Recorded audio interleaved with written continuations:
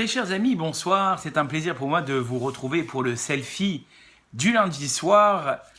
Et ce soir peut-être un sujet qui va vous donner envie d'écouter ce selfie. Faut-il jouer au loto?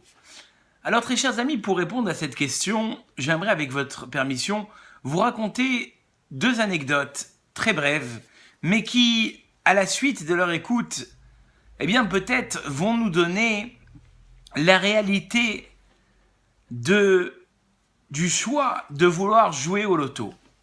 La première histoire se passe dans une ville en France. Vous comprendrez que je changerai un petit peu les détails de ces anecdotes pour ne pas toucher à la vie privée des gens qui l'ont vécu. En tout cas, cette histoire se passe dans une contrée en France où un père de famille, décidé à pouvoir bien faire vivre sa famille, avait pris sur lui de jouer chaque semaine au loto. Il jouait les mêmes chiffres de nombreuses années. Puis, un petit peu lassé de devoir aller faire ce train-train quotidien, d'aller à chaque fois donner chaque semaine les chiffres, eh bien, il décida de déléguer sa petite fille. Et la petite fille, encore petite dans l'âge, eh bien, très souvent, ne voyait pas l'utilité de jouer ces numéros, et une fois sur deux, à la place de jouer les numéros fétiches de son papa, eh bien, elle décidait d'acheter un journal, des friandises. Et puis, un jour, le couple qui envoyait cette petite fille ouvre le journal et est très étonné de voir que, ni plus ni moins, tous les chiffres du loto sont sortis. Ils sont fous de joie. Ils ne savent pas comment remercier le créateur.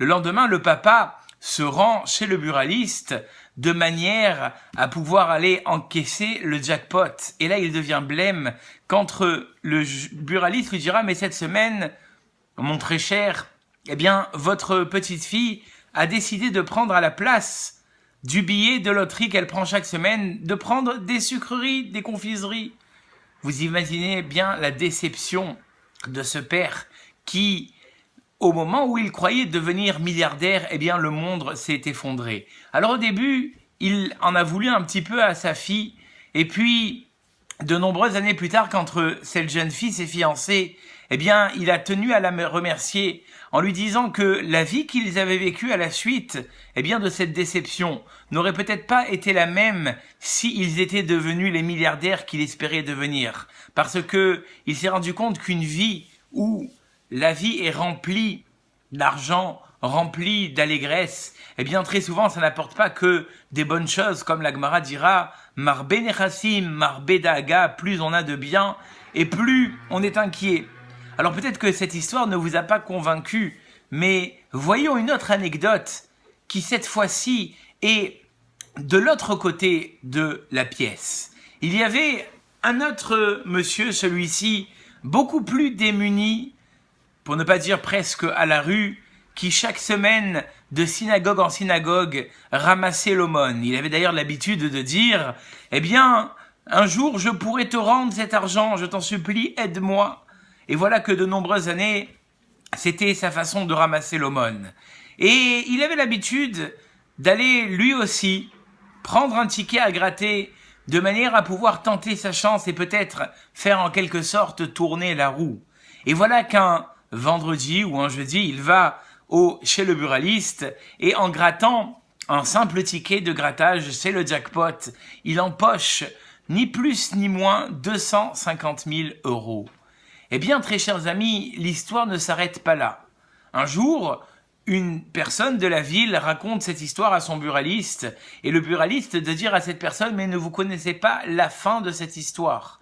Quand ce monsieur, dépossédé de tout argent, venu pour prendre ce ticket de grattage, il y avait devant lui une femme, une jeune maman qui, elle aussi, chaque semaine, s'empressait d'aller acheter ce même ticket de grattage. Elle était donc devant lui dans la file d'attente pour acheter le ticket de grattage avant lui. Et c'est là où son bébé se mit à pleurer à chaudes larmes, tellement fort que elle dit au buraliste « Je reviendrai dans quelques minutes prendre le ticket de grattage ».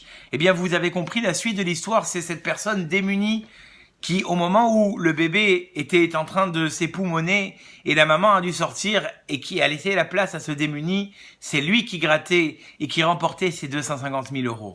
Voilà pour vous dire, très chers amis, que vous l'aurez compris, vous l'avez peut-être déjà compris, mais c'est bon peut-être deux fois de se le rappeler, de se dire que si Akadosh Baruch Hu a décidé de mettre quelqu'un dans une situation précaire de pauvreté, il peut faire ce qu'il veut. Eh bien, voilà, c'est cette situation qui lui a été décidée, comme il s'est écrit, Mezonotav shel Adam ketsuvim lo mirosh Hashana. Les biens, la parnassa, la subsistance d'un homme, lui est fixée depuis Rosh Hashanah. Et si quelqu'un, eh bien, se doit de pouvoir gagner, Akadosh Baruch Hu veut le faire mériter, eh bien, il lui suffira de prendre un petit ticket de grattage pour qu'Akadosh Baruch Hu lui donne ce dont il a envie de lui combler. Eh bien, que cette pensée nous accompagne à chaque instant, de ne pas croire que le destin nous tourne le dos, mais Akadosh Baruch Hu, bien au contraire, nous accompagne vers notre destin.